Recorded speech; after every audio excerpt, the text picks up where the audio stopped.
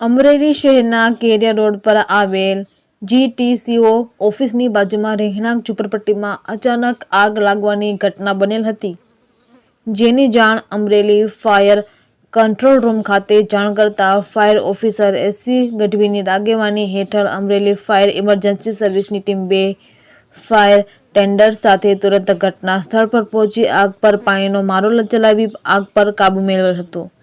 અને ફાયર સ્ટાફની સતર્કતાથી આજુબાજુની ઝૂંપડપટ્ટીઓ બચાવેલ અને ઘરવખરી તેમજ કિંમતી ચીજ વસ્તુઓ બહાર કાઢી આપેલ અને સદનસીબે કોઈ પણ પ્રકારની જાનહાનિ થવા પામેલ નથી. રિપોર્ટર મૌલિક દોશી, અમરેલી. શું નામ છે? કઈ જગ્યાએ આગ લાગી હતી? મારું નામ હિરેન પરમાર છે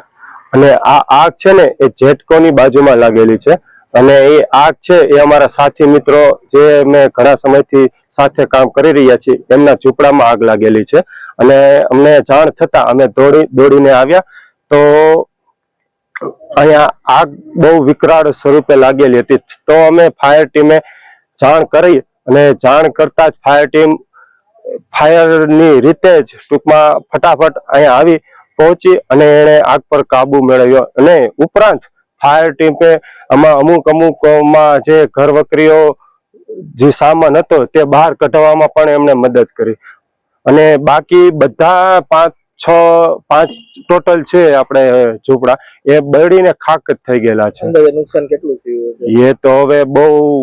આઈડિયા ન આપી શકીએ કારણ કે બધું ટૂંકમાં એકે વસ્તુ કઈ કામ આવે એવી વસ્તુ જ નથી, બધું જે હતું બધું શૂન્ય જ થઈ ગયેલું છે.